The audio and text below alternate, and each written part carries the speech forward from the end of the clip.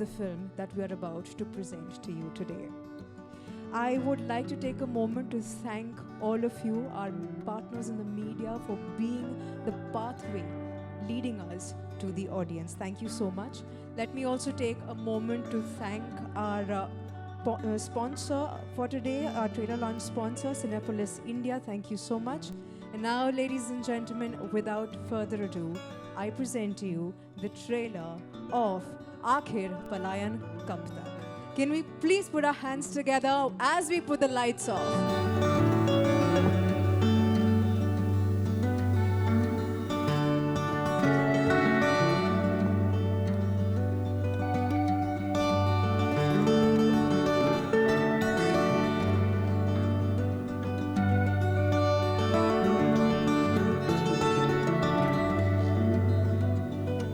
सबसे पहले तो thank you so much to all of you. आप यहाँ पर आए हैं. Thank you so much for joining us today. So honey, let me start with you. Firstly, you're looking lovely. I have to ask you, this is your first film as a producer. Yes. Such a strong topic. Thank you. How challenging was it for you, especially as a woman producer? It was मतलब मैं हिंदी में बात करूँगी. Actually मुझे हिंदी अच्छी लगती है, तो बहुत चैलेंजिंग था. और मैं हमेशा से मतलब ये इस टाइप के चीज़ों में मतलब रुचि रखती हूँ. तो मुझे जब पता चला कि मेरे को प्रोड्यूस करनी है फिल्म, और मेरे पास कुछ लोग आए, मतलब लोगों के साथ जो बातचीत हुई, तो जब मैंने स्टार्ट किया डायरेक्टर के साथ, पहले से ही हमारा कम्युनिकेशन चल रहा था कि हम फिल्म बनाएंगे, वो बातचीत चल रही थी. तो फिल्म ऐसे ही बनाएंगे ये नहीं पता था, बट जब ये लगा कि मेरे को कि क्या फिल्म बनानी चाहिए जो एक मैसेज आए, जो हम लोगों तक पहुंचाए और लोगों के लिए कुछ कर सके. मैं हमेशा से, अभी भी मैं अब चाहती हूँ, आगे भी लाइफ भगवान मुझे ऐसा इतना कुछ दें कि मैं लोगों के लिए कुछ कर पाऊँ जो हेल्पलेस है. तो इसीलिए मेरे अंदर थॉट आया, मैंने शेयर किया इनके साथ. ये भी हमारी ट्यूनिंग बहुत अच्छी मिलती है इनके साथ, अंडरस्टैंडिंग बहुत अच्छी थी. तो हमने स्टार्ट किया. बाकी ये बताएंगे आगे स्टोरी के बारे में सारी चीज़ें. जी बिल्कुल. मुकुंद, मुझसे आपसे पूछना है कि इतना बोल्ड टॉपिक आपने राइट भी किया है, डायरेक्ट भी किया है, कैसा था प्रोसेस आपके लिए? बोल्ड टॉपिक क्यों है? ये तो मतलब आप एक चीज़ समझिए ना कि जो फिल्में होती है वो हमारा जो समाज है उसका आईना होती है. तो टॉपिक कुछ बोल्ड नहीं होता, और बोल्ड कुछ नहीं है. ये एक्चुअली हमारी सोसाइटी में हो रहा है. कोई ज़रूरी थोड़ी है कि हम लोग एक हीरो और हीरोइन को नाचते हुए दिखाएं. एक मीनिंगफुल फिल्म भी तो बन सकती है. तो अब आप एक चीज़ समझिए कि हम लोग, अगर जो लोग, जिन लोगों को पता है चीज़ें, अगर वो हम लोगों को नहीं बताएंगे तो लोगों को पता कैसे चलेगा कि उनके साथ क्या गलत हो रहा है, होता आ रहा है, या क्या सही हो रहा है. कोई ज़रूरी है नेगेटिव बातों पे फिल्म बने. ये हमने अवेयरनेस के लिए फिल्म बनाई है, तो अवेयरनेस लोगों को किसी तरीके से तो पता लगे. तो ये इसीलिए हम लोगों ने डिसाइड किया कि लोगों को, हमारा मोटिव यही रहना चाहिए मेरे हिसाब से फिल्मों का, कि हम लोगों को एक मैसेज तो दें, पता तो लगे लोगों को चल क्या रहा है दुनिया में. तो इट्स नॉट बोल्ड, ये समाज है. Fair enough. Truthful subject change कर या सच्चा सब्जेक्ट. अच्छा, अब मैं हमारे तीनों एक्टर्स से ये पूछना चाहूँगी कि आपका एक्सपीरियंस कैसा था इस प्रोजेक्ट से जुड़कर. आप तीनों, अगर आप कुछ कहना चाहेंगे प्लीज़. हाँ जी, एक्सपीरियंस बहुत अच्छा था, और बहुत चैलेंजेस आए, और शूट के दौरान भी और उसके बाद भी. मुझे लगता है कि हमने इन्जॉय किया, क्योंकि सब्जेक्ट बहुत मैसेजफुल है, और मुझे लगता है समाज में ऐसे सब्जेक्ट की ज़रूरत थी. और एक्ट करके मेरा तो डेब्यू है, और काफ़ी सालें लगी यहाँ तक पहुँचने में, और इट्स गुड. मुझे खुशी है कि मैं ऐसे सब्जेक्ट के साथ बॉलीवुड में एंट्री कर रहा हूँ. धमाकेदार शुरुआत कर रहे हैं आप. जी जी जी जी.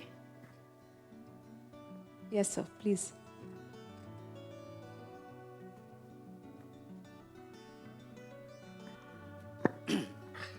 तो एक्सपीरियंस तो बहुत ही अच्छा रहा. और मैंने तो मुकुल जी के साथ में पहले भी एक फ़िल्म की है, wrong Leela.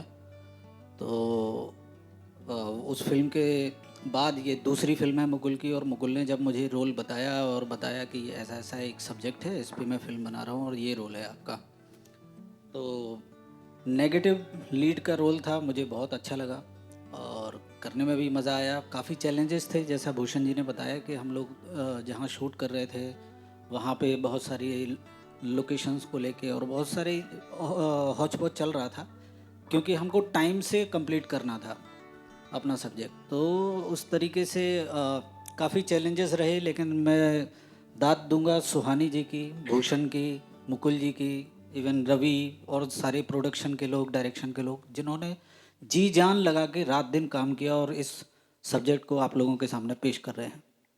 Thank you so much. Chitranjan ji, आप कुछ कहना चाहेंगे?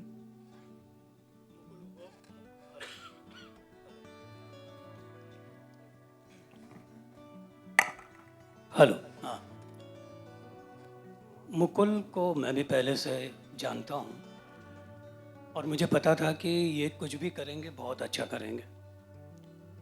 सो फर्जी के बाद मैं भी ढूंढ रहा था कि कुछ ठीक ठाक सा काम मिले तभी मैं करूँ, कि मैं कुछ भी करना ऐसे मैं करता नहीं एज एन एक्टर। तो एक दिन भाई साहब आ गए मेरे पास और उन्होंने ये सब्जेक्ट के बारे में बताया। तो मैंने कहा काफ़ी डेप्थ है, गहरापन है आपके बताने में भी और आपकी सोच में भी, तो चलते हैं साथ में। मैं लेंथ बड़ा ढूंढ रहा था कि कैरेक्टर कोई बड़ा मिले मुझे, लेकिन लेंथ कम हो के भी ये इतनी बड़ी बात कह रहा है फिल्म में। और जैसे आपने सुना कि गलत को गलत नहीं कहोगे तो जो ना समझ है वो उसी को सही समझ लेंगे। तो इस तरह की लाइन मिलना एक्टर के लिए और एक मैसेज और एज एन एक्टर कैरेक्टर को समझ के लोगों तक पहुंचाना, डायरेक्टर और प्रोड्यूसर जो चाहते हैं, वो जिम्मेदारी मेरी थी। तो जहाँ तक हो सका मैंने करने की कोशिश की है। बाकी तो फिल्म देखिए, 16 तारीख को है। धन्यवाद। Thank you so much. मेरा आपसे फाइनल सवाल, जिसके पहले कि मैं मीडिया को ओपन करूँ, ये है कि आप क्या चाहेंगे कि ऑडियंसेस ये फिल्म से क्या वापस लेकर घर जाए? क्या थॉट? देखिए, वापस लेके जाने के लिए एक ही थॉट है कि भाई ये जो कुछ चल रहा है हमारे समाज में वो शांत रहे, सब लोग साथ में रहें, चैन से रहें, और ये जो पॉलिटिकल लफड़ों में पड़ के लोग जो आपस में पंगे करते हैं वो ना करें। अवेयरनेस लेके जाएं, सीख के जाएं कि आसपास क्या है, वो थोड़ा अवेयर हो जाए। एक्चुअली जो चीज़ टॉपिक हमने उठाया इसके बारे में ज़्यादा लोगों को नहीं पता है। मुझे लगता है कि भारत में 10% लोगों को ये बात पता होगी। तो इसी फिल्म के बाद 10% भी नहीं है, एक्चुअली 1% भी नहीं है जिनको पता है इस बारे में, इन चीज़ों के बारे में किसी को नहीं पता। मतलब आप एक चीज़ सोचिए कि एक कानून है जिस कानून में क्रिमिनल भी वही है, जज भी वही है, कोर्ट भी वही है, सब कुछ वही है। तो ऐसा कानून हो कैसे सकता है? पहली बात तो यह, कौन से दुनिया में कौन सा ऐसा देश है जहाँ पे ऐसा कानून हो सकता है? सोच के देखिए, किसी भी देश में नहीं है। सिर्फ हमारा देश ऐसा है जहाँ पर ये कानून है। क्यों है पता नहीं। क्योंकि यहाँ मुझे लगता है कि लोग इतने अवेयर नहीं है। जो पब्लिक में बहुत ताकत होती है। भारत में अगर आज सरकार भी चलती है तो लोग डिसाइड करते हैं, भारत के लोग डिसाइड करते हैं कि कौन रहेगा। तो मुझे लगता है कि लोगों में इतनी ताकत होती है, अगर लोग एक साथ इकट्ठा होकर आवाज़ उठाएंगे, जो अन्याय हो रहा है, चीज़ें हो रही है, तो मुझे लगता है कि चेंज होना चाहिए। तो इसीलिए हम लोगों ने कनेक्ट किया है कि लोगों को हम बताएं कि क्या है आखिर पलायन कब तक। ओके, ऑन दैट नोट मैं अब Q&A के लिए ओपन कर रही हूँ। Members of the media please हाथ उठाएं या आपको माइक पहुँचा दिया जाएगा।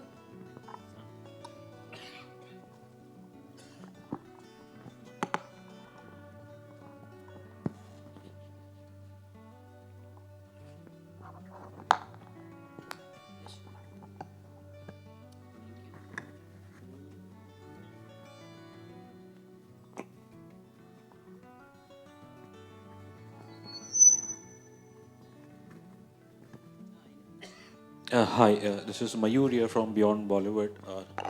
ट्रेलर ऑब्वियसली बड़ा इंटरेस्टिंग है, विषय थोड़ा कंटेंशियस है, और मेरा सवाल डायरेक्टर साहब और प्रोड्यूसर दोनों से है। आई थिंक ट्रेलर में एक बड़ी अच्छी लाइन है कि असली पत्रकारिता, तो हमारी भी यही कोशिश रहती है टू डू ट्रू जर्नलिज्म। मैं उम्मीद करता हूँ जो मेरा सवाल है वो एक ट्रू जर्नलिस्ट का ही सवाल है।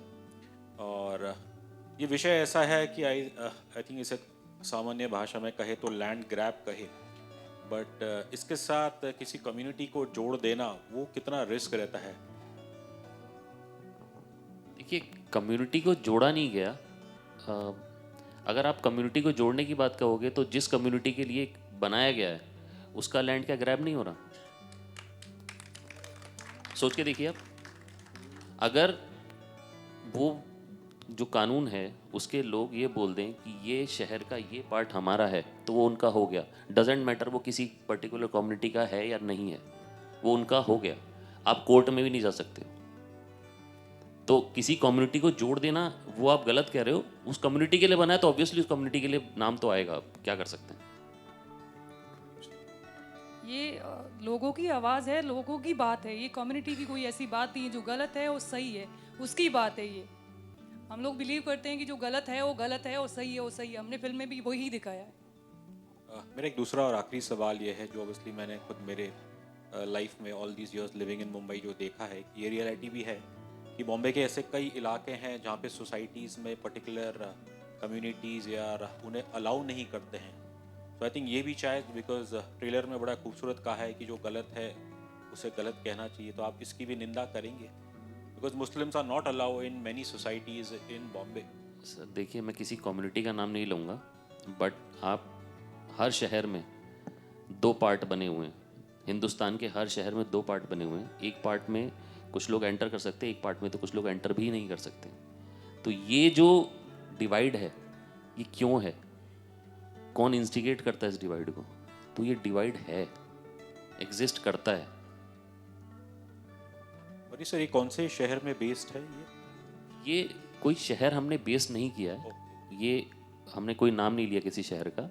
This is just a incident. Thank you.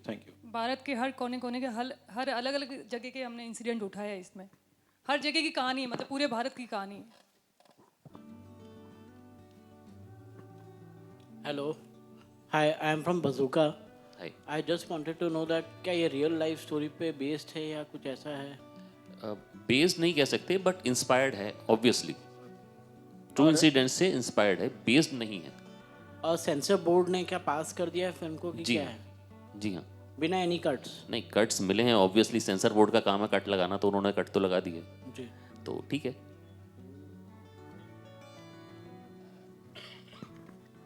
सुहानी, आपसे पूछना चाहूँगा भैया, आपको मेरी आवाज़ सुनाई दे रही है? उतना काफ़ी है। If you can hear me out. या आई कैन हियर यू।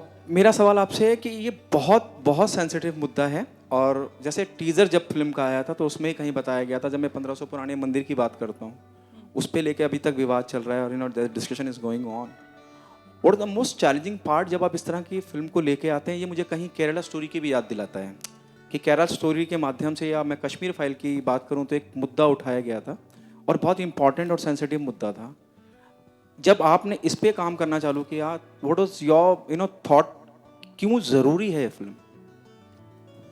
जैसे मैंने पहले भी बताया था, ज़रूरी क्यों है। ज़रूरी क्योंकि मैं बहुत लोगों से ऐसे कनेक्ट करती हूँ। एक बार मेरा इंसिडेंट हुआ था, मैं अगर जा रही थी पुणे, तो मेरा ड्राइवर था जो बैठा था। ऐसे ही हमने डिस्कशन में कई बार ऐसे कुछ अच्छा लगता तो बातचीत कर लेती हूँ, तो वहाँ से मेरे को वो थॉट बहुत मन में लगा। उसने मुझे बताया कि जोगेश्वरी का कोई इंसिडेंट हुआ है, कि ऐसा ऐसा हमारे साथ हुआ, सारे लोग यहाँ से चले गए हैं और मैं बहुत बुरी हालत है, और अब हम परिवार है, हम भी बेच के जाने वाले, एक लास्ट बचे हैं। तो वहाँ से मेरे को बहुत कनेक्ट किया। वो बहुत डीपली बता रहा था। उसका भाई का मर्डर भी हो गया। उसने बताया मेरा भाई का कि उन्होंने मर्डर कर दिया है और हमारी बहन बेटियों को छेड़ा भी है। तो इस तरीके से हमें इस तरीके से परेशान किया। वो आम था, उनको नहीं पता था कि मैं फिल्म बना रही हूँ। मैं कुछ भी नहीं आइडिया था। मैंने ऐसे ही पूछ रहे थे, हम रैंडम पॉलिटिकल बातें मैं करती रहती हूँ कई बार। तो वो बातें करते करते उसने ऐसी चीज़ें मुझे बताई, तो मुझे लगा कि यार ये कितनी बड़ी समस्या है। मतलब इस तरीके से घटना हो रही है भारत में, क्यों हो रही है? तो मतलब दुख होता है। ऐसे बहुत और भी हुई है इन बिटवीन। अब मैंने बहुत सारी चीज़ें देखी है। आप दिल्ली के दंगे देख लो, तो उससे मैं बहुत कनेक्ट करती हूँ और मैं बहुत डीपली नॉलेज रखती हूँ इसमें। तो इसीलिए हमने थॉट है कि हम इस पर पिक्चर बनाते हैं। और मैंने डिस्कशन बहुत, हमने इस पर बहुत स्टडी की, बहुत रिसर्च किया। देन हम लोग इस मुद्दे पे पहुँचे कि हम लोग इससे पे ही फिल्म बनाएंगे ताकि अवेयरनेस आए। चित्रंजन सर, आपसे सवाल है मेरा। It's okay, as well you can hear me out. फर्जी जैसी फिल्म और ना जाने कितनी अनगिनत किरदार जो आपने निभाए हैं। आप भले से दुनिया भर की स्टार कास्ट हो या मैं कहूँगा ए लिस्टर हो, आप अपनी मौजूदगी बड़ी शिद्दत से महसूस कराते हैं ऑडियंस को। ये अपने आप में एक बहुत सेंसिटिव मुद्दा है, और आप अगर ट्रेलर देखें या टीज़र देखें तो आपको कहीं एहसास होगा कि एक स्पेसिफिक सोसाइटी की बात करी जा रही है या लोगों की बात करी जा रही है। हालांकि डॉक्टर साहब ने जस्टिफाई किया कि सिर्फ ऐसा तो नहीं है कि एक्स के होते हैं और वाई के नहीं होते। आपके लिए क्या चैलेंजिंग था? और जैसे आपने कहा कि आप बड़ी चुनिंदा फिल्में करते हैं, what is the one thing which make you become a part of this project? क्योंकि सब्जेक्ट वाकई में बहुत सेंसिटिव है और बहुत इंपॉर्टेंट मुद्दा है जो एड्रेस होना चाहिए। नहीं, जैसा मैंने पहले भी कहा कि मैं चरित्र देखता हूँ कि मेरा कैरेक्टर क्या है और वो उसकी गहराई क्या है और फिल्म में वो कहाँ एग्जिस्ट करता है और कौन डायरेक्ट कर रहा है। तो ये सब मुझे जब भी आप मेरा काम देखेंगे तो मैं बहुत मेहनत करता हूँ चरित्र के ऊपर कि इसकी गहराई और इसके मर्म को कैसे पकड़ा जाए। तो बेसिकली इस कैरेक्टर के जो मर्म को पकड़ने की जो मैंने कोशिश की, उसमें मुझे ये लगा कि ये चरित्र मुझे करना चाहिए, और इन्होंने पूरी कहानी मुझे सुनाई। तो कुछ जगह ऐसा था कि मुझे लगा कि यहाँ स्ट्रगल हो रहा है कि मैं इस बात को कैसे सामने रखूं जिससे ये बात उस आदमी या जो व्यक्ति है वो ईमानदारी से कह रहा है। तो मैंने उस ईमानदारी को पकड़ने की कोशिश की। जब आप कैरेक्टर देखेंगे वो बहुत सच्चा आदमी है, वो ऐसे करप्ट या इस तरह का कुछ नहीं है। तो वो कहीं ना कहीं एक अंदर मेरे भी रहता है कि करप्शन से बचा जाए, चाहे कैरेक्टर करते समय हो चाहे लाइफ में हो। तो वो कहीं ना कहीं वो मिल गया उस जगह पे, इसलिए मैंने ये किरदार किया। होप आपके सवाल का जवाब मैंने ठीक से दिया। हेलो, मेरा नाम सूर्य है, बॉलीवुड क्रेजी से। मेरा सवाल है एक्टर और डायरेक्टर दोनों से। सबसे पहले भूषण जी आपसे सवाल ये है, आपने कहा कि आपकी डेब्यू फिल्म है और आपका जो किरदार है उसमें एक बहुत डेप्थनेस हमें नज़र आ रही है, और बाकी 3 मुझे लगता है मेन कैरेक्टर यहाँ पे, एक राजेश शर्मा सर का और एक आपका और एक हमारे पत्रकार जो प्ले करे सर उनका। तो आपका जो पर्टिकुलर रिसर्च वर्क था उसमें कितनी मेहनत लगी? एक तो वो सवाल है, प्लीज़ पहले उसका आंसर दीजिए, मैं फिर वैसे तो हम लोग, डायरेक्टर साहब भी मेरे मित्र हैं, हम लोग पिछले 3 साल से इस सब्जेक्ट पर रिसर्च कर रहे थे। तो मुझे पता था कि मैं इन्हीं के साथ डेब्यू करने वाला हूँ, तो मेरा करैक्टर बहुत थिन लाइन के साथ मुझे क्लियर पता था। और मैंने इसके लिए बहुत स्टडी की, मैंने बहुत सारी फिल्म्स भी देखी, बहुत सारी वर्कशॉप भी किए, और ये करैक्टर मेरे जो व्यक्तित्व है उससे बहुत डिफ़र है। मैं तो बहुत हंसने खेलने वाला इंसान हूँ, मगर इस पूरी फिल्म में ये जो करैक्टर है ये बहुत परेशान है, और एक्चुअली इसकी एक कहानी है, अपनी एक जर्नी है, और जो इसमें जो मर्डर होता है उससे उसकी जर्नी कैसे कनेक्ट होती है वो इम्पॉर्टेंट है। तो पड़तालना है, और उस पड़तालना को वो कैसे अपने आप से कनेक्ट करता है वो आपको ट्रेलर में भी दिखा होगा। जब आप फिल्म देखोगे तो डेफिनेटली मेरा करैक्टर पर्टिकुलरली आपको पसंद आएगा। आपको लगेगा नहीं कि ये डेब्यू हो रहा है, आपको लगेगा कि मैंने बहुत काम किया है, मगर ऐसा नहीं है, मैंने थिएटर ही किए हैं ज़्यादातर। Thank you.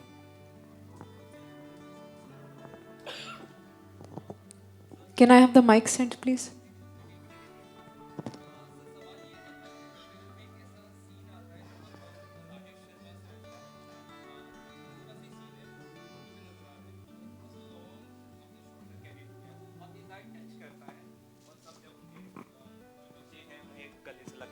बहुत ही ज़्यादा मुझे भी कनेक्ट किया वो सीन, और मुझे लगता है कि नॉर्मल जो पैटर्न हम देखते हैं ट्रेलर टीज़र में, तो उसके साथ थोड़ा सा अलग तरह से आपने वो एडिट किया है, तो मुझे अच्छा लगा वो।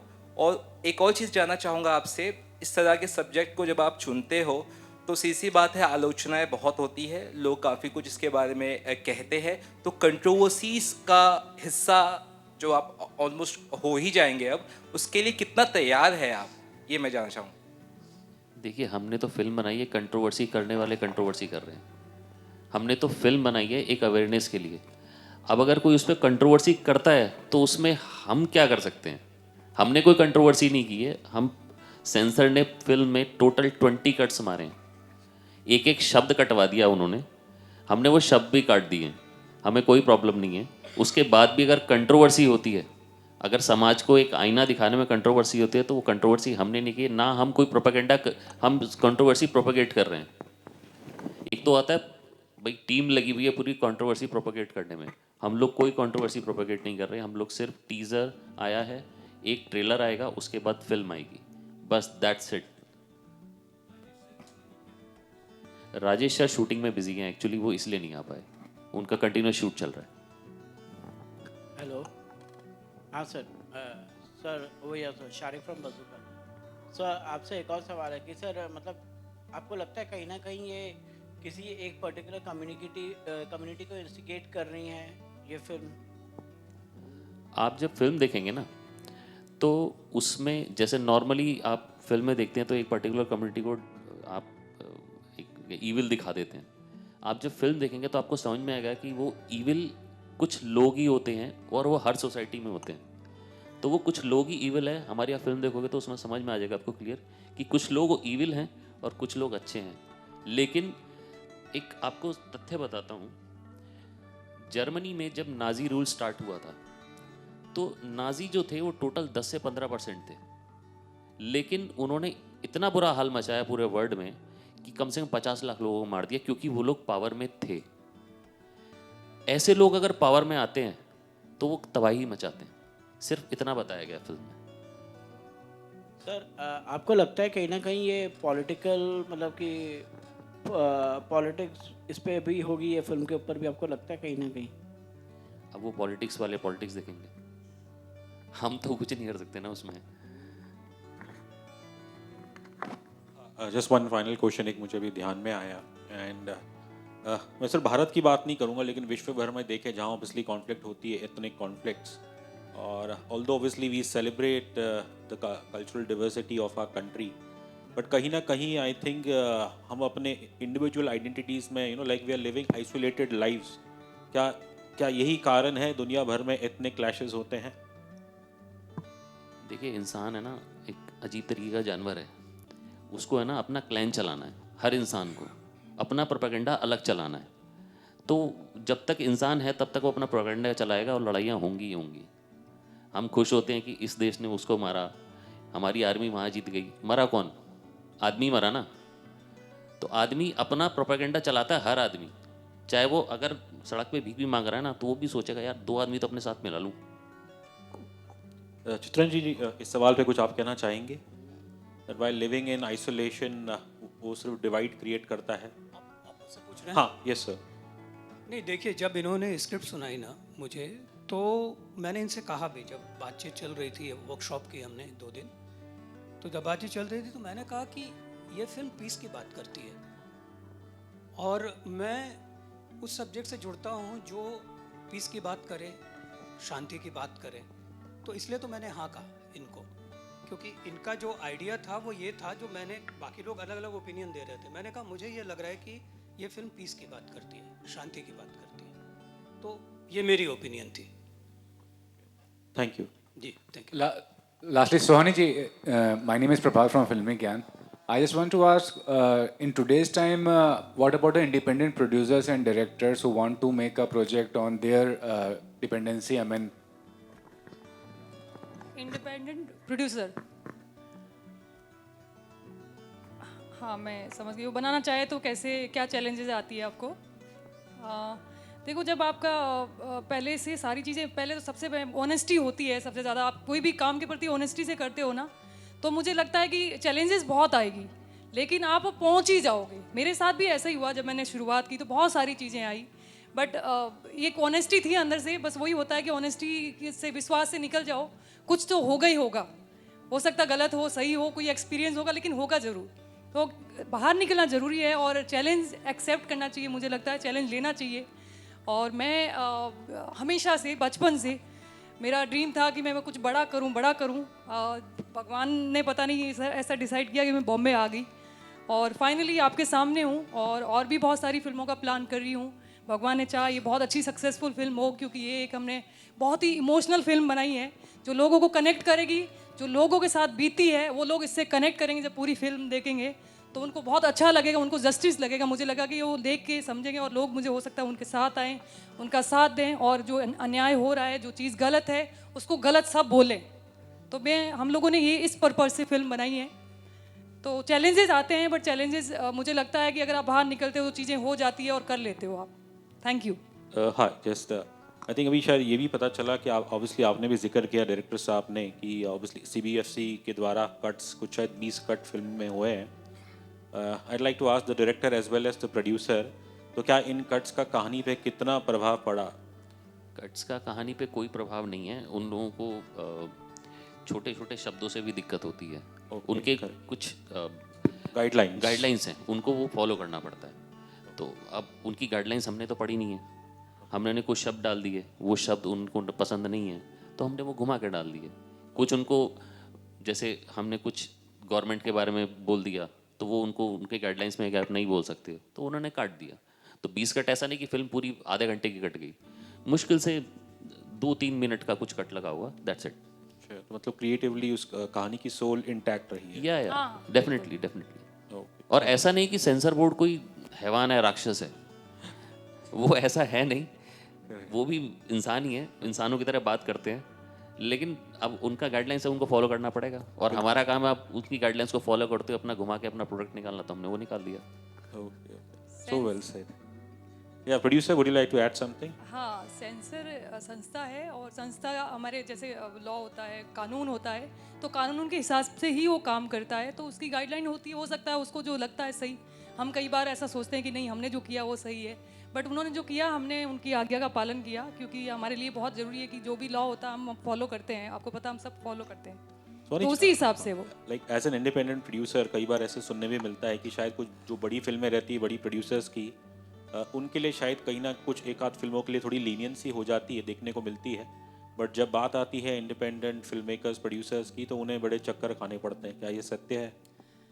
हाँ, थोड़ा चक्कर तो खाने पड़ते हैं, रिक्वेस्ट करनी पड़ती है, क्योंकि एकदम से आपको कोई जानता ही नहीं है। लोग सोचते हैं किसने क्या बनाया होगा। एक तो देखो, जिसकी ऑलरेडी पहचान है, जो प्रोडक्शन इस्टेब्लिश है, तो उसके बारे में लोग सोचते हैं हाँ इसने बनाया, अच्छा ही बनाया होगा, कुछ ऐसा नहीं किया होगा। बट हम जब जाते हैं तो ऐसा लगता है कि अच्छा नए लोग हैं, पता नहीं क्या बनाया हो। तो पूरी बारीकी से चीज़ों को देखते हैं, लेकिन वो इज्जत करते हैं बहुत रिस्पेक्ट के साथ। ऐसा नहीं है, बात करते हैं और समझते हैं चीज़ों को, और हमें भी वैसे ही कंसीडर करते हैं जैसे बड़े प्रोड्यूसर होते हैं। तो वैसे ही कंसीडर किया मुझे भी, और बहुत मुझे सेंसर ने अच्छा सपोर्ट किया। तो दैट्स इट। मेरा सवाल डायरेक्टर साहब से है। जितेंद्र सर ने कहा कि the film talks about piece and harmony, लेकिन जब आप ट्रेलर देखते हैं तो आपको कुछ और ही समझ में आता है कि कुछ और ही चल रहा है। You know, might be your marketing strategy और समथिंग। और अगर वाकई में इतनी इंपॉर्टेंट फिल्म है मुद्दे के हिसाब से, सब्जेक्ट के हिसाब से, पीस और हार्मनी के हिसाब से, don't you think it has to be tax free from centre और द स्टेट गवर्नमेंट? अब देखिए, जब फिल्म रिलीज़ होगी ना, तब उसके बाद हम टैक्स फ्री की बात कर सकते हैं। हमें सपोर्ट करने के लिए एज एन इंडिपेंडेंट प्रोड्यूसर सुहानी जी को सपोर्ट करने के लिए बहुत बड़ा सपोर्ट सिस्टम है नहीं। तो जब फिल्म रिलीज़ होगी, लोग देखेंगे, उसके बाद फिर इसकी टैक्स फ्री की भी 100% लोग बोलेंगे कि इसको टैक्स फ्री कीजिए। ऑलरेडी सोशल मीडिया पर लोगों ने बोलना शुरू कर दिया है।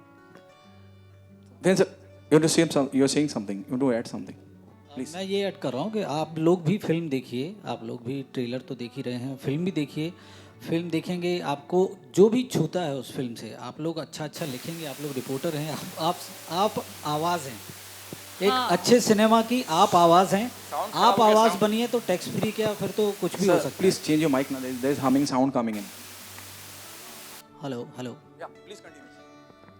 हाँ, तो मैं यही बोल रहा था कि आप लोग भी फिल्म देखिए, आप लोग हमारी आवाज़ बनिए। आपको जो भी फिल्म में छूता है आप लिखिए, आपको जो भी गलत लगता है वो भी लिखिए, कोई दिक्कत नहीं है। और जो अच्छा लगता है प्लीज़ उसको लिखिए, और आप हमारी आवाज़ बनिए। ये फिल्म टैक्स फ्री क्या, मैं तो बोलता हूँ कि वो करोड़ों के क्लब में जाएगी। अच्छा, एक चीज़ और कहना चाहूँगी मैं मीडिया वालों, सब जो जितने भी मीडिया वाले हैं, जो नए प्रोड्यूसर आते हैं ना, तो उनको आप भी सपोर्ट करिए जितना हो सके, क्योंकि जब वो आते हैं उनके लिए भी बहुत चैलेंजिंग रहती है। और मीडिया, स्पेशली मीडिया भी कहीं देखती है कि अच्छा नया प्रोड्यूसर है, तो मैं आपके लिए भी बोलूँगी, आपको ये फिल्म हमने बहुत मेहनत करके बनाई है, बहुत हार्ट टचिंग है। हमने एक रियल मुद्दों को उठा के बनाई है और इसमें बहुत मेहनत की है हमने। मैं चाहती हूँ कि आप लोग पूरा सपोर्ट करें हम लोगों को। तभी लोगों तक बात जाएगी, क्योंकि आपके माध्यम से आप पे लोग विश्वास करते हैं, आपको देखते हैं। तो मुझे लगता है कि आपका बहुत बड़ा रोल होगा इस पिक्चर को हिट करवाने में। Thank you.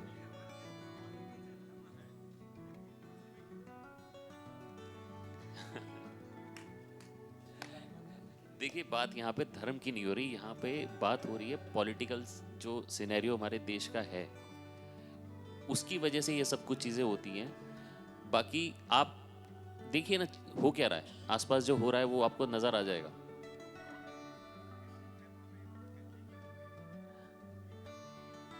देखिए, आप पर्टिकुलर एक मुद्दा है, एक पर्टिकुलर मुद्दा होता है, आप उस मुद्दे को लेके फिल्म बनाते हैं।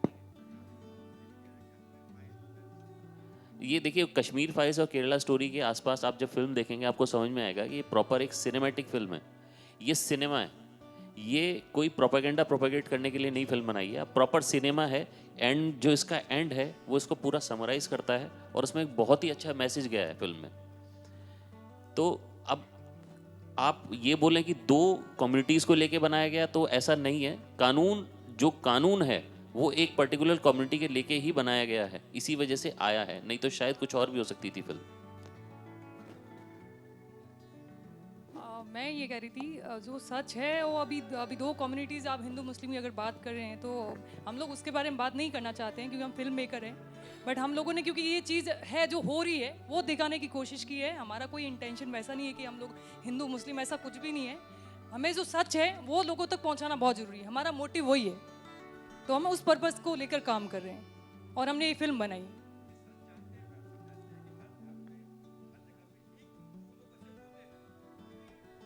तो एक दो लोग ही दिखाए हैं हमने, तो ज्यादातर एक दो लोग जो उनके पीछे और जितनी भी गैंग है ना वही दिखाए हैं हमने। आप जब फिल्में देखोगे ना तो एक ही आदमी है जो सब कुछ कर रहा है, वही ये बैठा है यहाँ पे।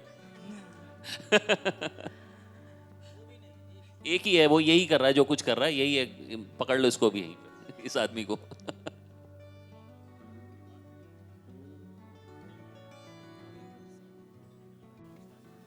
देखिए, हमारे देश में एक कानून है, मैं नाम नहीं लूँगा उस कानून का, आपने सबने देख भी लिया होगा, सुन भी लिया होगा। वो कानून ये है कि अगर वो एक बोर्ड बनाया गया है 1995 में, उसको और दांत दे दिए गए हैं, और वो दांत इतने पहने हैं कि अगर वो आज ये कह दे कि ये बिल्डिंग उसकी है तो ये उसकी हो गई। आपको उसको साबित नहीं करना, उसको उस बोर्ड को ये भी नहीं बताना कि क्यों हो गई, उसकी हो गई। और उसके बाद आप court, high court, district court तो छोड़िए, हाई कोर्ट में भी नहीं जा सकते। और अगर आप उस हाई कोर्ट, अगर आपको कुछ करना है तो उन्हीं के आप जाके अपील करोगे, उनके जो एक ट्रिब्यूनल होता है वहाँ जाके अपील करोगे आप। उस अपील में अगर उनको लगा कि नहीं भाई हमने तो जब गलती से कर दिया तो ठीक है, नहीं तो आप फिर सुप्रीम कोर्ट जाओगे। और आप एक चीज़ सोचो, सुप्रीम कोर्ट जाने के लिए सुप्रीम कोर्ट की लॉयर की जो फीस होती है, एक आम आदमी का पूरे साल का खर्चा होता है, वो इनकम होती है, तो आम आदमी जा पाएगा वहाँ पे? तो ऐसा कानून बना कैसे सकता है? सोच के देखो, ऐसा कानून कैसा बन सकता है? मैंने तभी तो बोला था कि क्रिमिनल भी वही, कोर्ट भी वही, वकील भी वही और जज भी वही। तो क्या मतलब, हमें तो समझ में नहीं आई ये बात। आम आदमी लड़ेगा कैसे उससे? आप ही सोचो। और एक मजे की बात और बताता हूँ, हाई कोर्ट की जमीन जो है वो वक्फ बोर्ड ने अपनी बोल दी, वो सुप्रीम कोर्ट में गया, हाई कोर्ट की, देखो इन्होंने हमारी जमीन ले ली। तो आप इससे बड़ा जोक और क्या होगा? इंदौर का म्यूनिसिपल ऑफिस, हमारे देश का पार्लियामेंट, अंबानी का घर, ये सब क्लेम किया हुआ उन्होंने। तो ये लोग को, इन लोगों का तो कुछ नहीं बिगड़ सकता, बट जो आम आदमी वो तो गया ना। बड़ों वाले, जो बड़ों की जो होता है कब्जा वो पता है, और छोटे जो होते हैं उनको कोई सुनता नहीं है, उनकी बात तो पहुंचती नहीं है वहाँ। कहाँ पहुंचे, कौन सुनेगा?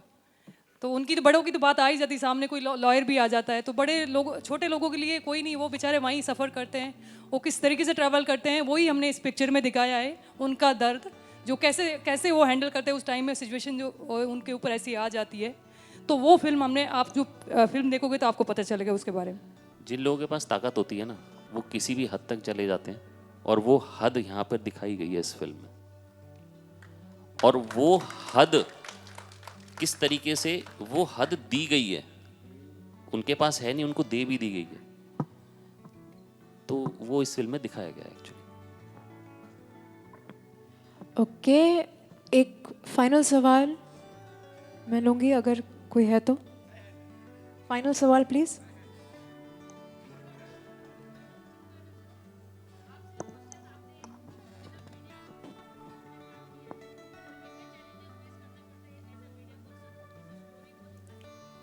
हाँ हाँ, ये अभी मैं बता दूंगा तो थोड़ा सा उसका मज़ा चला जाएगा जब आप देखेंगे तो। लेकिन मैंने जो पहले ही कहा ना कि एक सच्चाई जो होती है, ट्रुथ जो आप लोग कहते हैं, क्योंकि मैं आप हूँ इस फिल्म में, तो एक सच जो आप लोग सच के साथ रहते हैं उनके साथ मैं इस फिल्म में रहता हूँ।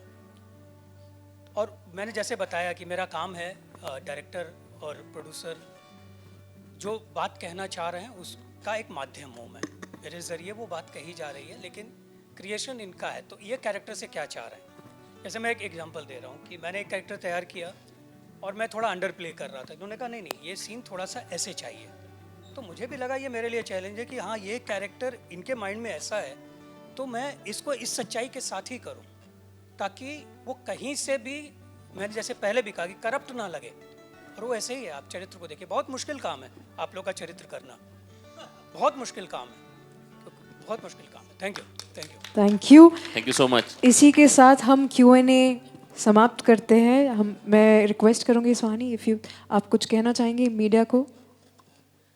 मीडिया को जैसे मैंने पहले भी बोला है, ये फिल्म एक सामाजिक मुद्दा है और इस सामाजिक मुद्दे को जितना हो सके आप लोगों का सहयोग करें आप, क्योंकि ये जन धन की आवाज़ है, ये उन लोगों की कहानी है जिन लोगों की कहानी आप तक नहीं पहुंचती है।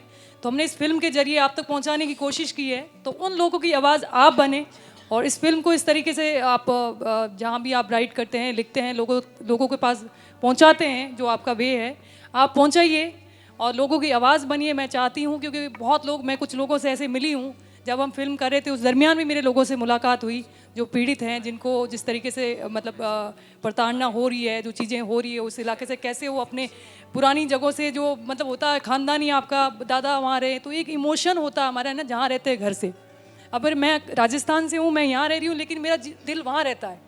मैं यहाँ काम कर रही हूँ, बट मैं वहाँ जाने के लिए तरसती हूँ कि मैं वापस जाऊँ, क्योंकि मेरा काम है तो इधर रहना पड़ता। तो वो छोड़नी जगह को, उधर मातृभूमि को, जिस जगह आप रहते हो, तो वो बहुत टफ होता है, आप जानते हो ये चीज़ सब। तो मैं चाहती हूँ जन धन की आवाज़ बने और इस फिल्म के जरिए इस फिल्म को प्रमोट करें, ताकि सब लोग जान पाए कि ऐसे भी कुछ लॉ बने हुए हैं जो देश के लिए सही नहीं है, जो लोगों के लिए सही नहीं है। और जैसे आपने अभी किसी ने, मीडिया पर्सन ने पूछा था कि वो रात लास्ट में एक रोते हुए सीन है, वो रोना वही है जो आदमी अपना घर छोड़ने पर मजबूर होता है तो वो रोता है, कितनी बुरी तरीके से रोता है वही दिखाया गया है। जैसे हम जब मैं एक्टिंग भी कर रही हूँ इस फिल्म में, तो मेरे को जब मुकुल जी ने बोला कि आपको रोना है, मैं जब मैं साथ में बहुत सारी जिम्मेदारियाँ चल रही थी उस वक्त, मैं जब शूट कर रही थी, तो वो सीन वो मेरे को पता ही था, मेरे को तो ऐसे ही रोना, क्योंकि मैं वो जो ये स्टोरी है ना उससे इतनी कनेक्टेड थी। मेरे को उन्होंने बोला, ये सरप्राइज़ थे कि ये कैसे हुआ। आप जो भी सीन देख रहे हैं, रो रहे हैं, एंडिंग भी हमारा है जो उसमें भी हम लोग रियल में, राजेश शर्मा भी रोने लगे थे, लिटरली उनकी आंखों में इतने आंसू मैं देख के और ज़्यादा रोने लगी। तो हमारे लिए वो कि कनेक्शन पूरा बिल्ड किया इन्होंने, स्टोरी की इतनी अच्छी लिखी कि हम लोग, अब आप लोग जब फिल्म देखोगे तो आप सब लोग मीडिया वाले, आपको बहुत अच्छी लगेगी, आप भी कनेक्ट करोगे। तो इस तरीके से हम लोगों ने ये फिल्म बनाई। Thank you so much. So members of the media, कुछ देर पहले किसी ने पूछा था कि क्या ये सच्ची घटनाओं पर आधारित है, तो ये घटनाएं क्या है, ये क्यों इम्पोर्टेंट है आप सबके लिए लाना। मैं हमारे डायरेक्टर साहब से रिक्वेस्ट करूँगी, प्लीज़ आप बताएं इसको विस्तार में। देखिए, जब हमारा टीज़र रिलीज़ हुआ तो 1-2 दिन तो लगता ही है, लेकिन धीरे धीरे हमारे पास सोशल मीडिया पर मैसेज आने शुरू हुए, कुछ लोगों के फ़ोन आए कि ये तो हमारे साथ हो चुका है, ऑलरेडी हो चुका है। तो कुछ लोग आज यहाँ पे उपस्थित हैं जिन लोगों के साथ ये हुआ है, तो मैं उनको बोलूँगा कि आप लोग स्टेज पे आइए और अपनी ज़रा बात कहिए, प्लीज़ प्लीज़। आपका स्वागत है, आप सब लोग ऊपर आइए।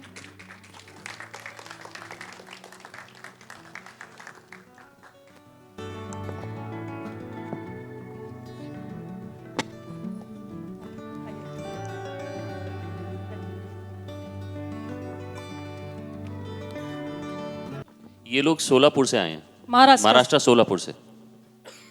जय श्री राम। जय श्री राम। हम सोलापुर महाराष्ट्र से आ गए हैं। ये जो फिल्म है इनका जो नाम है आखिर पलायन कब तक, मैं इनके डायरेक्टर और प्रोड्यूसर को खूब खूब धन्यवाद देता हूँ कि जो ये इन्हें फिल्म बनाई। अब इस कुछ लोगों ने अभी यहाँ पूछा था कि ये कि धर्म पे ये क्यों, 3-4 बार डायरेक्टर साहब ने उसका आंसर दे दिया कि वो जो कायदा बना है वो कायदा उनके लिए बना है, जो है वो कायदा उनके लिए बना है, वो कायदे का गलत वापर कर रहे। जब अपना भारत स्वतंत्र हो गया था उनके पास खाली 8,000 एकड़ ज़मीन थी, अभी 8 लाख एकड़ ज़मीन आ गई। कहाँ से आ गई, ये पहले बात ये है। अभी हम सोलापुर में परसों मोर्चा निकाला था वक्फ बोर्ड का। वक्फ बोर्ड किसको ही मालूम ही नहीं, मगर सोलापुर की 300 प्रॉपर्टी अभी पूरे धोखे में, 300 प्रॉपर्टी जहाँ से हिंदू लोग पलायन हो रहे। यह ऐसा बेकार कायदा पूरे वर्ल्ड में कहाँ नहीं है, खाली अपने भारत में। अभी हमारे साथ जो लोग आ गए वो जहाँ पे रहते हैं वहाँ पहले कुछ भी नहीं था, खाली 300 एकड़ ज़मीन थी, वहाँ भी वो सब वो ज़मीन उन्होंने कागज पत्र बना के हड़प कर दी। वहाँ 40 घर थे हिंदू के, अभी 22 घर रह गए, अभी 2 घर भी निकल रहे। आपको कभी मैं बात कर रहा हूँ पाकिस्तान में हिंदू कैसे रहते हैं वो आपको दिखाना, आपको दिखना है तो पाकिस्तान जाने की कुछ ज़रूरत नहीं है। हमें सोलापुर में आ जाइए, साकरपेट में आपको दिखाया जाएगा कि पाकिस्तान की हिंदू वहाँ कैसे रहते हैं, सब उधर रहते हैं। आप वो साकरपेट में कभी अंदर आ गए तो ये सब पूरी जो फिल्म है वो वही ख़त्म हो जाएगी। वो डायरेक्टर साहब जो आईना दिखा रहे समाज का, मैं तो उनको इतना धन्यवाद देता हूँ कि उनके चरण भी स्पर्श करे तो भी मेरे को अच्छा लगेगा, क्यों भगवान ने इनको भेजा है ये सब समाज की तकलीफ के वास्ते। कि अभी आप बोल रहे कि पॉलिटिकली, वो पॉलिटिकली हिंदू भी रहने दे और मुसलमान भी रहने दे, मगर वो गलती, जो पैसा खाता है वो गलती है। अभी ये वक्फ बोर्ड का अध्यक्ष थे, अभी इनका नाम मेरे को दिमाग में नहीं आ रहा, सोच रहा था मैं, वो खुद हिंदू धर्म स्वीकार कर दिए, खुद हिंदू धर्म स्वीकार कर दिए वक्फ बोर्ड के जो पूरे भारत के अध्यक्ष। क्यों स्वीकार कर दिए, तो उनको लग रहा था कि गलत है, ये गलत कर रहे, इसलिए उन्हें हिंदू धर्म स्वीकार कर दिया। अब वो सब पूरे हिंदू संस्कृति के रहते हैं। क्यों, तो उनको मालूम है कि क्या चल रहा है, क्या है। आप उनका नाम मेरे को पहले ही बोल दिया कि मेरे को नाम याद नहीं आ रहा, मैं बहुत बार अभी ये नाम याद नहीं करने की कोशिश कर रहा हूँ, मगर नाम नहीं याद रहा। मगर हाँ, वसीम रिजवी ने हिंदू धर्म स्वीकार दिया। क्यों कर दिया, तो ये सब गलत है, उनको मालूम है ये गलत चल रहा है। हाँ, वो वही बात कर रहा हूँ, वह बोर्ड रहते हो हाय अलग बोल रहे हैं, मगर ये जो गलत चल रहा है हाँ वही गलत चल रहा है, इसलिए वो आ गए। मगर मैं क्या बात बोल रहा हूँ कि ये कायदा है, वो कायदा खत्म होना चाहिए और सबको न्याय समान होना चाहिए। नहीं है, नहीं है, नहीं नहीं है, नहीं है, नहीं नहीं नहीं, समान नहीं है कायदा, कायदा नहीं नहीं, कायदा समान नहीं है। मैं आपको बोल रहा हूँ ना, कायदा समान नहीं है। कायदा समान जो रहता था वक्फ बोर्ड की जगह पे खाली हमारे सोलापुर में 22 जन, अभी वहाँ रहते हैं 100 जन के 22 जन को हिंदू को ही नोटिस आ गई, वो मुस्लिम लोगों को नहीं आई नोटिस।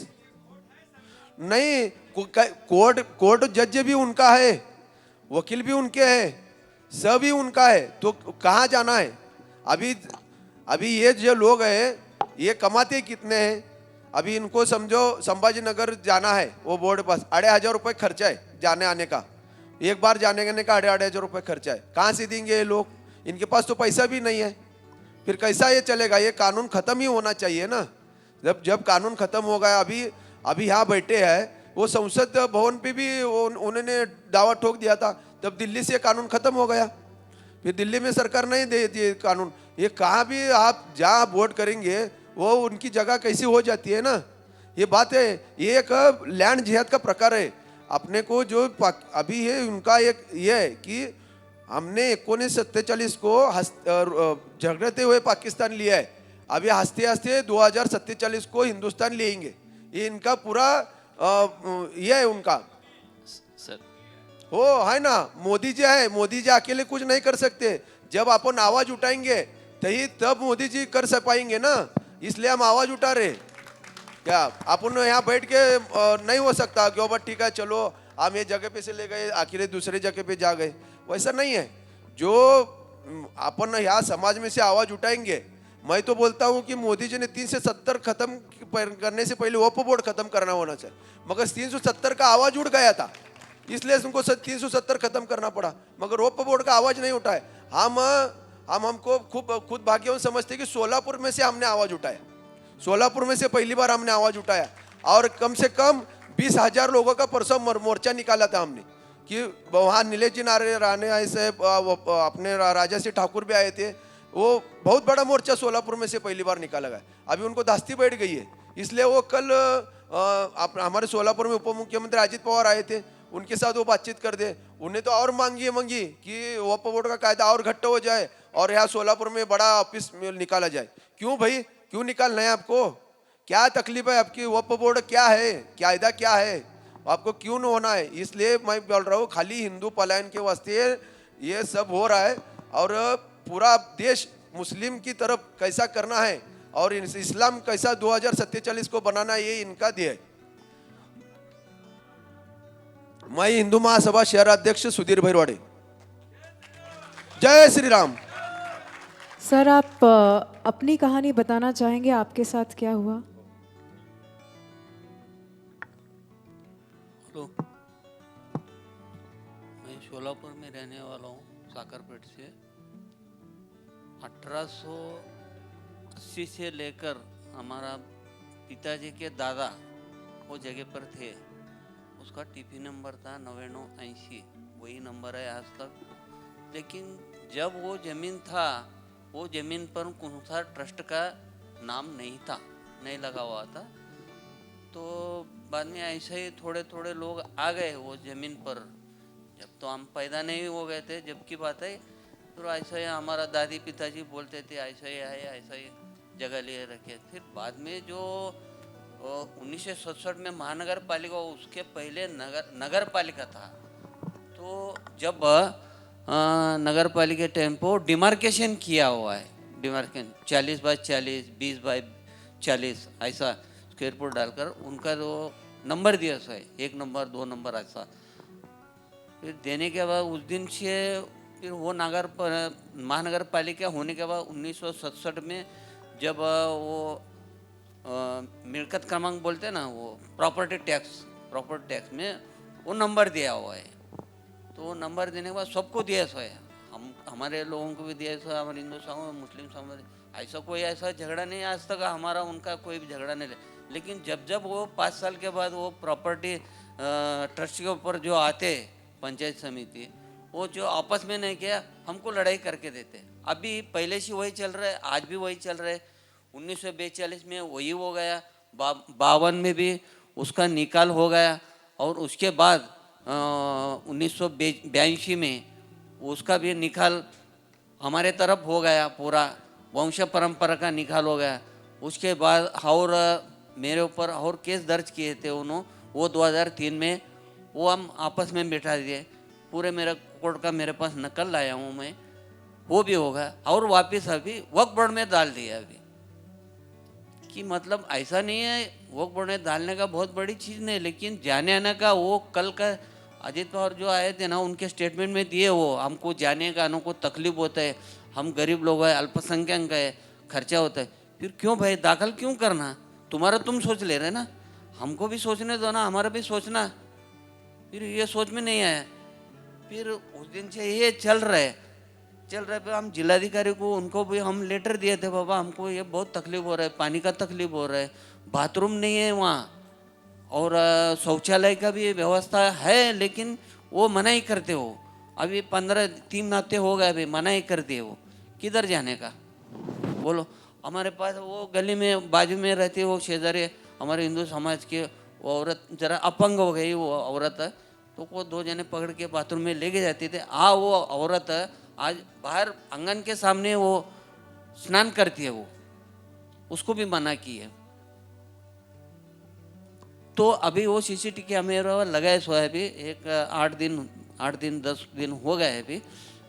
तो उनका ये नहीं हो रहा है, उनका छोटे छोटे बच्चों को भड़काव करने का और औरतों को, लेडीज़ को, उनके लेडीज़ लोगों को भड़का देने का। लेकिन वो ट्रस्टी लोग सामने नहीं आते कभी ज़िंदगी में। आज तक तो मेरा 60 साल का उम्र है, तो आज तक मेरे सामने कभी नहीं है वो, ऐसा हो गया। तो दूसरी बात जो है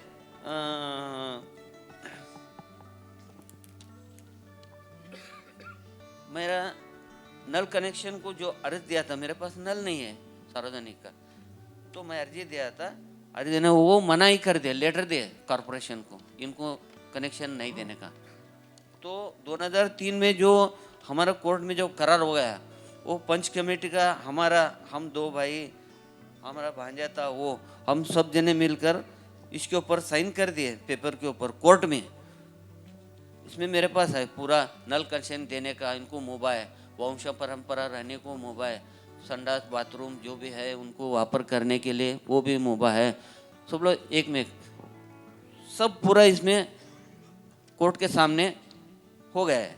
और उसके बाद 1982 में जो हो गया था, 1982 में उसका कोर्ट ऑफ कंटेम्प्ट बोलकर परमानेंटली इंजेक्शन ऐसा वो ये निकाल दिया सो है, वो निकाल में पूरा मेरे पास जजमेंट है मेरे पास ये पूरा। और दूसरी 12/1/2021 को उन्होंने जो मेरे नोटिस में उल्लेख किया है वो उल्लेख गलत है, लेकिन क्या वो मेरे को नोटिस जो भेज दिया वो नोटिस ने आज तक मेरे को नहीं मिला वो। तो इसमें बोल रहे हो तुमको नोटिस दिया हम, उसका हमको जवाब नहीं दिए, देने के बाद तुम ऐसा हमको दमदाटी कर रहे हैं, हमारे लोगों को दमदाटी कर। आज तक तो जिंदगी में ऐसा काम नहीं किया मैं, लेकिन हमको करना भी नहीं है, भगवान ने हमको करना भी नहीं चाहिए, ऐसा हम मांग रहे भगवान को। उनको भी सुखी रहने, हम भी सुखी रहने, लेकिन ऐसा नहीं होना चाहिए। खाली उनको क्या है जो बदलते हैं पंच कमेटी ने, उनको खाली इतना जाए ये जमीन को इनको नहीं रखने का है। और पहली बात है 9980 जो टीपी नंबर पड़ा है वो लीज का जाएगा, वो 99 ईयर्स का सरकारी जगह है, वो लिए सो है। लेने के बाद उन्होंने नाम लगाए 1924 में 99 ईयर्स का। अभी उनका 99 ईयर्स का 2025 में ख़त्म हो रहा है। उसके लिए वो क्या कर रहे हैं, अभी ज़बरदस्ती कैसा दो हिंदू लोगों को निकालने का है ऐसी एक तो पहले से ये 20-22 लोग थे, अभी रह गए, अभी 15-16 रह गए। तो एक हम ऐसे गरीब लोग रहते हैं, 10,000 दो, 20,000 दो, उनको हकल के देने का, ऐसा रातों रात उनको सब पेपर लिख के लेने का, वो हकल के देने का, ये काम चल रहा है। और दूसरा 1924 में जो नाम लगाया हुआ है ताबड़तोब, उन्होंने क्या नहीं 1942 में और नोटिस भेज दिया, उसका भी 52 में निकाल हो गया।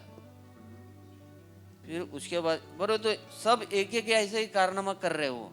हमको जितना दुख है ना, वो बहुत दर्द है। हमारा औरत बेटी रहती है, उनके बच्चे रहते हैं, हमको कितना तकलीफ हो रहा है। हमको कोई भी जान नहीं सकता, हम किधर भी जा रहे हैं ना, आज पुलिस स्टेशन में जाते हैं, किधर भी जाए ना, वो कितने आते देखते, बस खत्म हो गया, उसके बाद कोई भी नहीं। सर सॉरी, मैं आपको ज़रा बीच में टोकूंगी क्योंकि ये कहानी बहुत ही गहरी है, बहुत लंबी है, तो हम पूरे डिटेल्स में नहीं जा सकते आज। लेकिन हमारे साथ बहुत और भी लोग हैं जिन पर ये गुजरा है, तो मैं उनको स्टेज पर बुलाना चाहूँगी ताकि सब देख पाएँ। सब कंफर्टेबल नहीं है अपने चेहरे दिखाने के लिए कैमरा पर। अब आप लोग ये सोचिए कि ये लोग जो आपके सामने खड़े हैं, ये सुप्रीम कोर्ट में कैसे जाएंगे? मतलब इन लोगों की सुनने वाला भी कोई नहीं है, ये कहाँ जा सकते हैं? ज़्यादा से ज़्यादा पुलिस स्टेशन, और हद से हद हुआ तो डिस्ट्रिक्ट कोर्ट, वहाँ पे कोई है ही नहीं, सुनवाई नहीं, आप जा ही नहीं सकते हो, उनका कोई उनका अथॉरिटी ही नहीं है इसको करने की, कोई नहीं सुन सकता, किसी का कुछ नहीं है। मतलब हाई कोर्ट तक में अपील नहीं है। आप सोचिए कैसे ये लोग अब बचेंगे उस चीज से। अगर एमएलए ये सब होते तो ये आज इनको मुंह छुपाना नहीं पड़ता। ये डर है इनको कि कहीं कैमरा में आई फोटो ना आ गई तो फिर जीना मुश्किल ना हो जाए। तो इसीलिए हमने ये फिल्म बनाई है ताकि हम ये इससे असलियत पता चले कि क्यों इतने लोग दुखी हो रहे हैं और आज ये चेहरा नहीं अपना बता पा रहे हैं।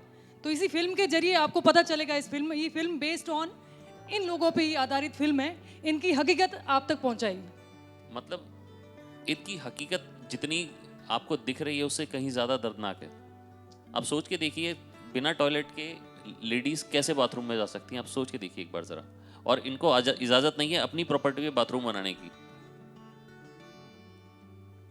कैसे जिएंगे ये लोग? अब इनकी आवाज़ कौन उठाएगा? कोई बोलता ही नहीं है, बोलना ही नहीं चाहता।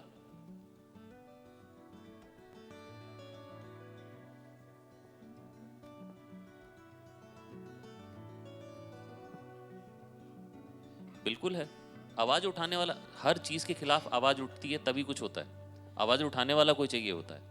अभी हमें ये है कि हम आगे ऐसी फिल्में बना पा रहे हैं, नहीं तो ये पहले चलता तो बहुत सालों से आ रहा है, लेकिन हिम्मत नहीं हो पा रही थी। कोई भी मेकर ऐसी फिल्में इन लोगों पे नहीं बना रहे थे क्योंकि हिम्मत ही नहीं थी। आज इतना है कि आज हम सेफ है कि ऐसी फिल्में बना के आप तक पहुंचा पा रहे हैं, लेके आए हैं, आज यहाँ खड़े हैं। अदरवाइज तो मुझे नहीं लगता आज 2024 में भी हम ऐसी फिल्में मतलब बना पाते। हाँ, उस पर भी हमारे ऊपर टैग लगता है कि इन्होंने प्रोपेगेंडा बनाया है। मैं कमेंट देख रही थी, हमारा टीजर बहुत वायरल हो गया है, तो उसके नीचे बहुत लोग, जो जितने भी लोग एक कम्युनिटी मैं कह सकती हूँ लेफ्ट विंग जो है, वो टूट पड़ा हुआ है, मैसेज कर रहे हैं कि इन्होंने कुछ ऐसा बनाया है। क्यों भाई, रियलिटी को दिखाते तो हम ऐसा बनाया है। मतलब दिस इज वेरी बैड। जब आप इसको इनका पेन आप फील नहीं कर सकते, वहाँ तक नहीं पहुँच पाओ, आप ट्विटर पे बैठे हो, आप कहीं पे बैठे हो, आप कुछ भी बोल रहे हो, ऐसा थोड़ा ही होता है। तो ये है कि मैं ये कह सकती हूँ 24 में हमें इतनी हिम्मत है कि आज हम ऐसी फिल्में बना पा रहे हैं, अदरवाइज मुझे नहीं लगता हम कभी बना पाते, या फिर ये ऐसे ही रोते रोते इनकी पीढ़ियां खत्म हो जाती, और खत्म हो भी गई है। जी, thank you. Thank you so much. Thank you हमारे गेस्ट को हमें ज्वाइन करने के लिए। मैं हमारे स्टारकास्ट से रिक्वेस्ट करूंगी प्लीज़ सेंटर पे आ जाइए ताकि हम एक ग्रुप फोटो करें।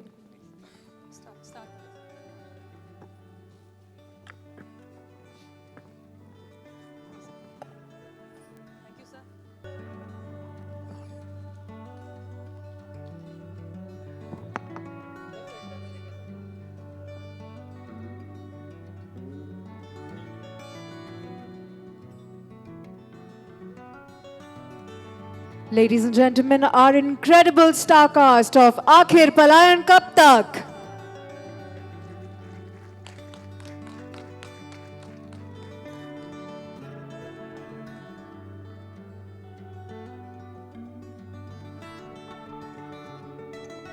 आज हमारे दो मेन एक्टर यहाँ पे नहीं है, क्योंकि राजेश शर्मा जी को मैंने फ़ोन किया, वो बोल रहे हैं मैं एक्टिंग वहाँ पे हिमाचल में शूट कर रहा हूँ कि नहीं आ पा रहा हूँ।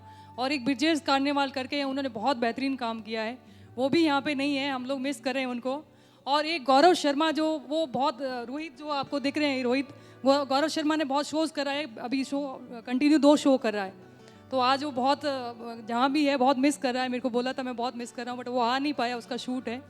तो कुछ उन लोगों के लिए मैं बड़ा वो मिस कर रहे होंगे शायद। तो आपको लोगों को बता देती हूँ, ये गौरव शर्मा है और एक ब्रिजेश कार्नेवाल करके हैं, वो भी कहीं दिल्ली बिहार में शूट कर रहे हैं। तो बहुत करने वाला, उन्होंने बहुत बेहतरीन काम किया, हर एक्टर ने बहुत अच्छा काम किया, हमारी और टीम जो क्रू है, टेक्नीशियन है, उन्होंने भी ब्रिलियंट काम किया है। तो वो फिल्म सब लोगों ने मिलके बनाई है, बहुत मन से बनाई है। मैं इतनी थैंकफुल हूँ सबकी। हमारे डायरेक्टर तो हमें आधी रात को मैं कॉल करती हूँ उठा लेते हैं, तो तभी ऐसी फिल्म बनती है। हमने बड़ा दिल से शिद्दत से इसको बनाया है, तो मैं चाहती हूँ सब लोगों को जस्टिस मिले, जिस फिल्म के जो हमारा मैसेज है सब तक पहुँचे, तो ये मोटिव से बनाई है। थैंक यू सो मच, आप लोग सब लोग आए इतना अच्छे से, बहुत अच्छा लगा, थैंक यू।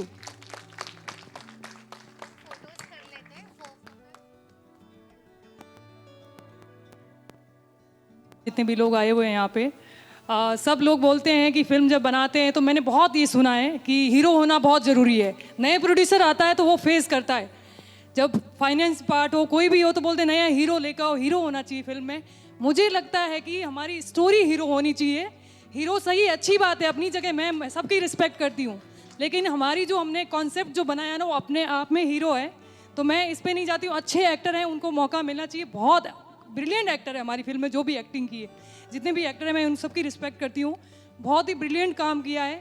तो हीरो से ज़्यादा मुझे लगता है हमें स्टोरी पे ध्यान देना चाहिए। जो स्क्रिप्ट होती है ना, वो आजकल अपने आप में हीरो होती है। आजकल लोग ऑडियंस इसको प्यार दे रही है, मुझे बहुत अच्छा लगा। ऐसी ही हमारी जो स्टोरी है, अपने आप में हीरो है प्लीज़, और बहुत लोगों की आवाज़ है ये, आप जितना हो सके उसको सपोर्ट करिए।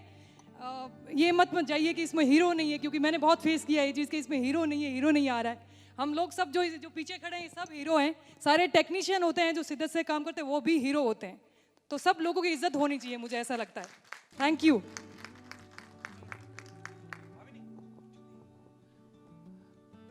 देखिए, अगर आपको हमारी टीज़र छुआ हो या हमारा जो फिल्म का ट्रेलर है वो छुआ हो, हमने जो एक सब्जेक्ट चुना है वो छुआ हो, तो मीडिया से मेरी गुजारिश है कि आप प्लीज़ इस फिल्म को प्रमोट थोड़ा कीजिए, क्योंकि फिल्म में हीरो नहीं है इसका मतलब फिल्म नहीं है, ऐसा हो नहीं सकता। फिल्म होती है, फिल्म में हीरो नहीं है इसका मतलब फिल्म ऐसा नहीं है कि फिल्म नहीं है, फिल्म है। और हमारी फिल्म जो है वो हमारी फिल्म की कहानी हीरो है। Thank you.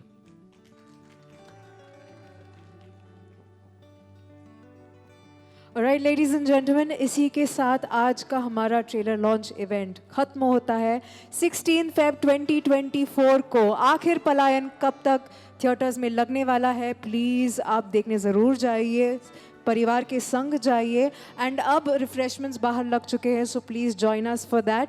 Thank you once again for joining us today. Thank you. Have a great evening ahead.